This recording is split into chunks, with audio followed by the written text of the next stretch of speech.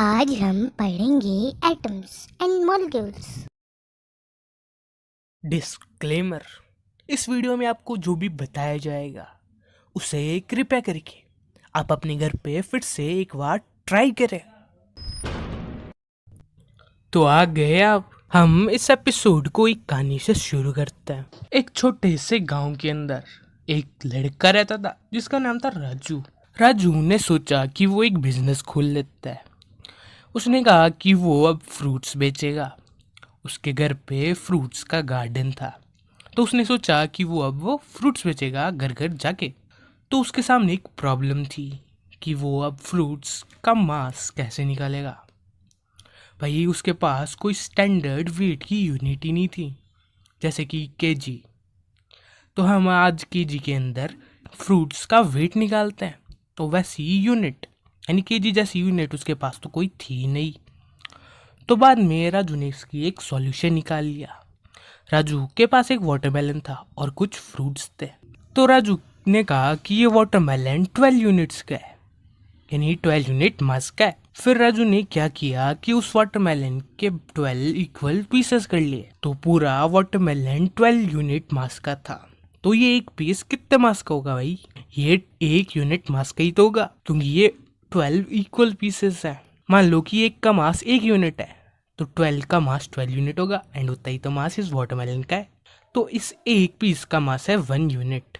और बाद में उसने क्या किया कि एक एप्पल को लिया, तराजू के एक साइड में रख दिया, एंड उस वाटरमेलन के पीस को एक साइड रख दिया। और उसने देखा कि इन दोनों का वेट इक्वल है, यानी कि एप्पल 1 यूनिट मास की है। समझ रहे हो? एंड बाद में उसने लिया बनाना, एंड बनाना के उस साइड, तराजू के उस साइड एक पीस रख दिया।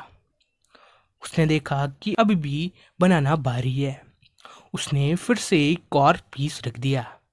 तब उसने देखा कि इनका वेट इक्वल है। तो उसने ये कहा कि मास ऑफ बनाना 2 यूनिट है। तो ऐसे राजू ने अपनी प्रॉब्लम को सॉल्व कर लिया एंड वो फ्रूट्स बेचने लग गया। तो यहाँ पे राजू ने क्या किया?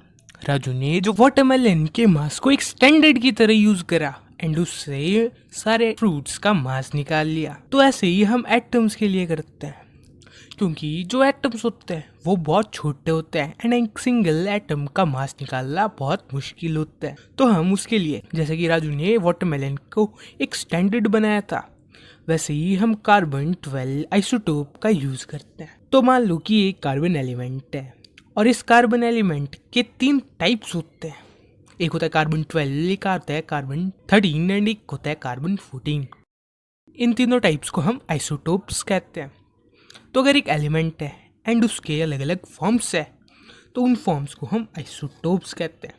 हम जो कार्बन का 12th आइसोटोप होता है उसको एक स्टैंडर्ड की तरह मानेंगे, एंड उसके जो मास है उसकी मदद से सारे एटम्स का मास निकालेंगे। तो जैसा कि राजू ने करा था, राजू ने वाटरमेलन के 12 पीसेस करे थे, तो हम भी इस कार्बन 12 आइसोटोप के 12 पीसेस करते हैं, और ये सारे पीसेस क्या होंगे? इक्वल होंगे। तो इस एक आइसोटोप का 12 यूनिट मास है, एंड हमने इसके 12 इक्वल पीसेस करे हैं। तो इस एक पीस का मास कितना होगा? जरा सोचो। इस एक पीस का मास भी 1 यूनिट ही होगा, क्योंकि 12 को हमने 12 इक्वल पीसेस के अंदर डिवाइड करा, तो आंसर तो 1 ही आएगा। 12 डिवाइडेड बाई 12 इज इक्वल 1। इस एक पीस का मास है 1 यूनिट। तो जब हमारे साइंटिस्ट ने इस एक पीस का मास एंड जो हाइड्रोजन के एक एटम का मास कंपेयर करा, तो उनने जाना कि इस पीस का एंड हाइड्रोजन के जो एटम का मास है वो इक्वल है। अब हमारे साइंटिस्ट ने ये कह दिया कि जो ये हाइड्रोजन का मास है वो 1 यूनिट है, एंड उनने इस यूनिट को नाम दे दिया एटॉमिक मास यूनिट, यानी AMU। और उन्होंने बाद में जब हीलियम का मास एंड इन पीसेस का मास कंपेयर करा, तो उन्हें ये पता चला कि इन 4 पीसेस का मास एक हीलियम के एटम के मास के बराबर होता है। तो उन्होंने ये कह दिया कि इस हीलियम के एटम का मास 4 यूनिट्स है, यानी 4 AMU है। तो ऐसे उन्होंने सभी एटम्स का मास निकाल लिया।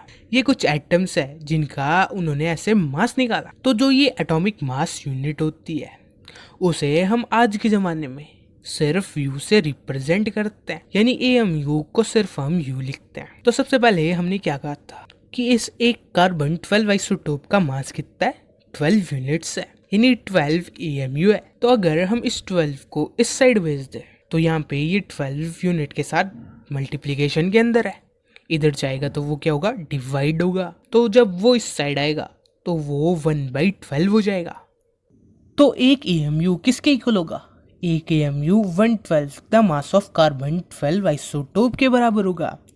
यानी कि एक एटॉमिक मास यूनिट जो कार्बन का 12 आइसोटोप होता है उसका जो मास होता है उसके 1/12 के बराबर होती है। तो तुम इस चीज़ को अच्छे से याद रखना कि एक AMU 1/12 the mass of carbon 12 isotope होती है।